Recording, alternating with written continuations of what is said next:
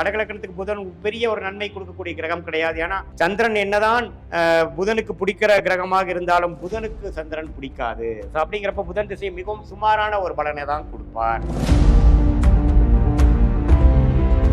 கடகலக்கணத்துக்கு மிகவும் சுமாரான பாவக்கருமாவை கொடுக்கக்கூடிய கிரகமாக சனி வருகிறார். சனிதான் 6ஆம் வீட்டு 7ஆம் வீட்டுக்கும் 8ஆம் வீட்டுக்கும் வருவதனால அட்டமாதிபதியாக வரனால் சனி திசை நடக்கும் பொழுது கேர்ஃபுல்லாக இருக்கணும்.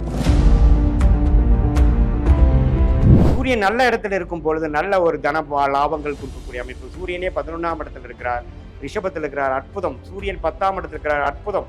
ஆனா சூரியன் 4ஆம் இடத்துல ரீச்சமா போயிருக்கிறார், கொஞ்சம் கேர்ஃபுல்லா இருக்கும். சந்திரனுங்கிறது மிகவும் முக்கியமான ஒரு கிரகமாக தெரிந்து கொள்கிறோம். கடகலக்கணம் கடகராசிக்காரர்களுக்கு ஓரளவுக்கு ஒளி இருக்கும் பொழுது நல்ல வாழ்க்கையும், ஒளி குன்றி இருக்கும் பொழுதும், ஒளி இல்லாத கிரகமாகிய பாவ கிரகமாகிய சனி செவ்வாய் ராகு எடுக்கும் போதும் பாவத்துவம் அடைந்து பாவக்கர்மாவை கழிப்பதற்காக இந்த வாழ்க்கையில சில நேரங்கள் நம்ம செலவிட வேண்டும். இந்த ஜென்மத்தில் சில நாட்கள், சில ஆண்டுகள், சில மாதங்கள் செலவிட வேண்டி இருக்கும் அப்படிங்கிற கர்ம பலனை நம்ம தெரிந்து கொள்கிறோம்.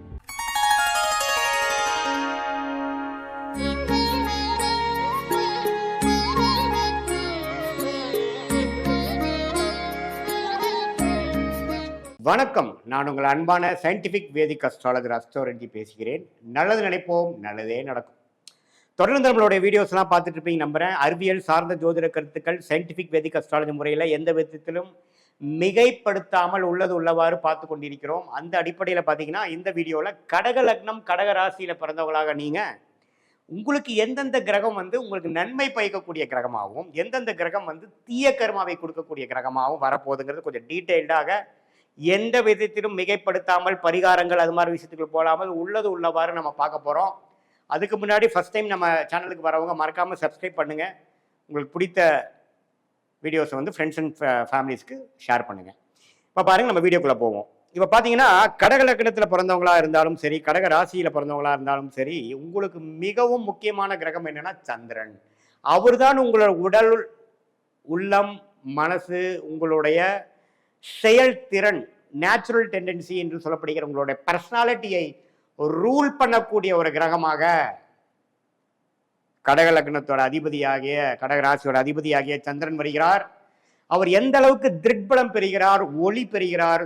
பௌர்ணமிக்கு அருகில் இருக்கிறப்ப பிறந்திருக்கீங்களா, அமாவாசைக்கு அருகில் இருக்க பிறந்திருக்கீங்களா, அமாவாசைக்கு அருகில் இருந்தாலும் அந்த அமாவாசை தோஷத்தை நீக்குவதற்காக குரு பார்வை பெறுகிறதா, குருவோட சேர்ந்திருக்குதா, சுக்கிரன் பார்வை பெறுகிறதா, சுக்கிரனோட சேர்ந்திருக்குதா, சுபர்களின் தாக்கம் இருக்கும் பொழுது ஒரு திருட்பலம் பெற்று நல்ல ஒரு வாழ்க்கை வாழ்வதற்கும் சனி செவ்வாய் ராகு கேதுங்கிற பாவகிரகத்தோட சேர்க்கையிலையோ பார்வையிலையோ இருக்கும் பொழுது கொஞ்சம் ஜாதகர் டிஸ்டர்ப் ஆகி ஒரு மாதிரியான ஒரு அது கொஞ்சம் டீட்டெயிலாக பார்க்குறப்ப தான் எத்தகைய ஒரு வாழ்க்கைங்கிறது தெரியும். ஸோ அது மாதிரி ஒரு வாழ்க்கையை வாழ போறாருங்கிறதும் நம்ம புரிஞ்சுக்கிறோம்.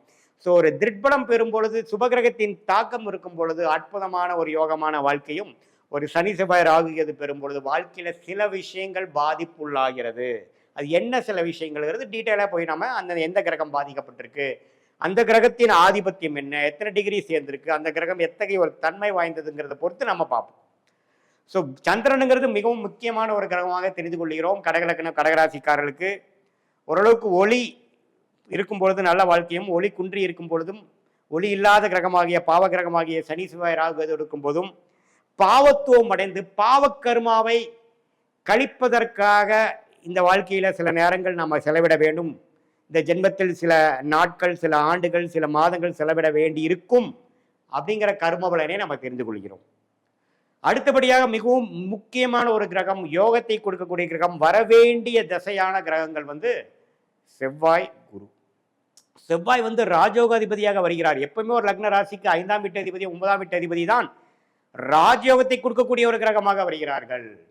5ஆம் வீட்டு அதிபதி வராத பட்சத்தில் பார்த்தீங்கன்னா அந்த செவ்வாய் பார்த்தீங்கன்னா சந்திரனோட நட்பு கிரகமாகவும், குருவும் பார்த்தீங்கன்னா சந்திரனுக்கு நட்பு கிரகமாகவும் தான் வரும். அதுதான் இந்திய வேத ஜோதியோட அடிப்படை. யார் உங்களுக்கு நன்மை பயக்கக்கூடிய கிரகமாக வருகிறாரோ அந்த கிரகம் உங்களுடைய லக்னாதிபதி ராசி அதிபதிக்கு நண்பராக வருவார். அதுதான் அடிப்படை. அப்போ நண்பர் தானே உங்களுக்கு உதவ முடியும் இல்லையா?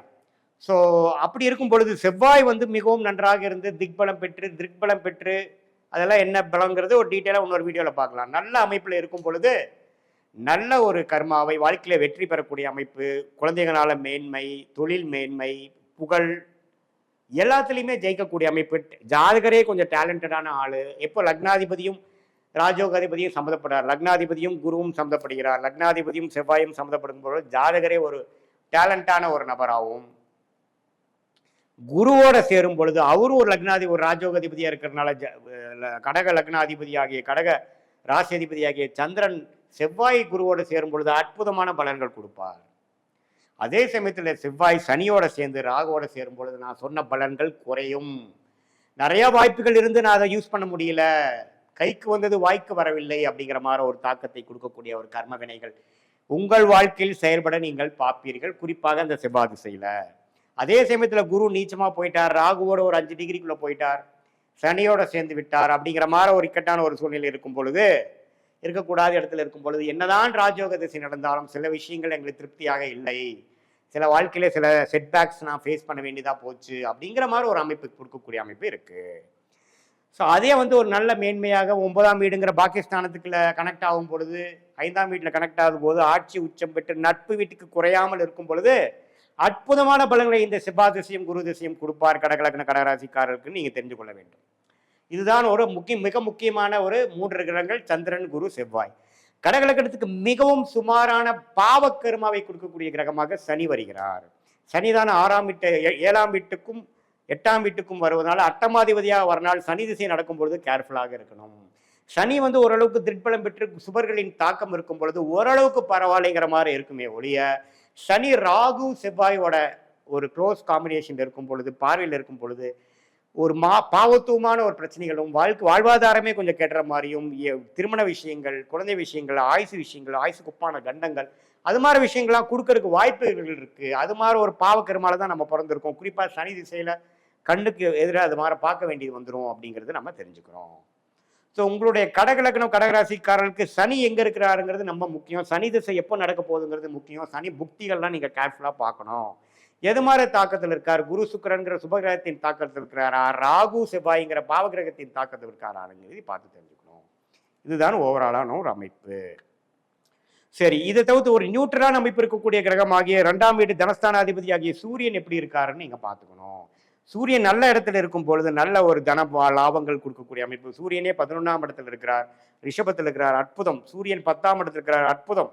ஆனால் சூரியன் 4ஆம் இடத்துல ரீச்சமாக போயிருக்கிறார், கொஞ்சம் கேர்ஃபுல்லாக இருக்கணும். ஏன்னா அந்த ஸ்தான பலம் குறைஞ்சாலும் சரி, திக்பலங்கிற விஷயங்களுக்கு இல்லைனாலும் சரி, நிஷ்பலம் பெற்றாலும் சரி, அதே சமயத்தில் பாவத்துவம் திக்பலமே இல்லாமல் பாவத்துவம் சூரியன் சனியோட சேரும் பொழுது பாவமான ஒரு கர்மா. அப்பா விஷயங்கள் சரியில்லை, அரசு விஷயங்கள் சரியில்லை, எலக்ட்ரிக்கல் விஷயங்கள் சரியில்லை, கொஞ்சம் ஜாதகர் சூரிய திசையில் டிஸ்டர்ப் ஆவார் என்ற விஷயத்தை நீங்கள் புரிந்து கொள்ள வேண்டும். இதுதான் பார்த்தீங்கன்னா சூரியனோட விஷயங்கள். ஸோ மற்றபடி பார்த்தீங்கன்னா ஓரளவுக்கு நியூட்ரலாக வரக்கூடிய கிரகம் பார்த்தீங்கன்னா புதன். கடகலக்கணத்துக்கு புதன் பெரிய ஒரு நன்மை கொடுக்கக்கூடிய கிரகம் கிடையாது. ஏன்னா சந்திரன் என்னதான் புதனுக்கு பிடிக்கிற கிரகமாக இருந்தாலும் புதனுக்கு சந்திரன் பிடிக்காது. ஸோ அப்படிங்கிறப்ப புதன் திசை மிகவும் சுமாரான ஒரு பலனை தான் கொடுப்பார். இதில் பாதகாதிபதியாக வரார் யாருன்னு பார்த்தீங்கன்னா சுக்கிரன். சுக்கிரனுக்கு சந்திரனுக்கும் அவ்வளோ ஒன்றும் நட்பு நிலைகள் இல்லாமல் பட்சத்தில் சரராசிக்கு பாதகாதிபதியாக 11ஆம் வீட்டு அதிபதியாக வரனாலும் சுக்கிரனே 11ஆம் இடத்துல இருக்கும்போது பாதகத்தை கொடுத்து விடுவார். ஸோ பாதக வீட்டுக்கு கனெக்ட் ஆகாமல் இருக்கிறது சுக்கிரனுக்கு நல்லது. அதிக திருட்பலம் பெறும்பொழுது அந்த பாதகத்தின் வேலை செய்து விடுவார். ஸோ அதுவுமே ஒரு இக்கட்டான ஒரு கர்ம வினையை கொடுத்து விடுவார் என்பதை நீங்கள் தெரிந்து கொள்ள வேண்டும். அதே ஒரு சனி செவ்வாய் தாக்கத்தில் இருக்குது, ஒரு ராகுவோட சேர்ந்துருக்குன்னா அந்த பாதகத்தை செய்ய முடியாத அளவில் இருக்கிறாருங்கிறது நம்ம தெரிஞ்சுக்கணும்.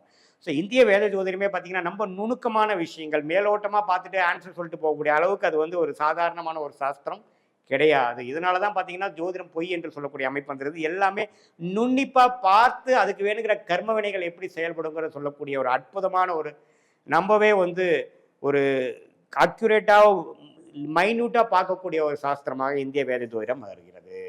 இது நான் சொன்னதெல்லாம் ஒரு பொதுவான கருத்துக்களை ஒழிய உங்கள் ஜாதகத்தில் ஒரு கிரகம் எந்த டிகிரியில் இருக்கார், எந்த நட்சத்திரத்தில் இருக்கிறார், நட்சத்திராதிபதி எப்படி இருக்கிறாருங்கெல்லாம் பொறுத்துதான் உங்களுடைய கர்ம வினைகள் படிப்படியாக தசா புக்திகள் அந்தரம் சூக்ஷம்ங்கிற வழியில செயல்படுதுங்கிறத நீங்க தெரிஞ்சுக்கணும். இது ஒரு பொதுவான அமைப்புகளுடைய உங்களுடைய ஜாதகத்தை வச்சு பார்க்கும்பொழுது உண்மையே துல்லியமான பலன்கள் நம்ம தெரிந்து கொள்ளலாம் என்பதை நீங்க தெரிந்து கொள்ள வேண்டும். மீண்டும் மற்றொரு காணொலியில் சந்திப்போம். நன்றி, வணக்கம்.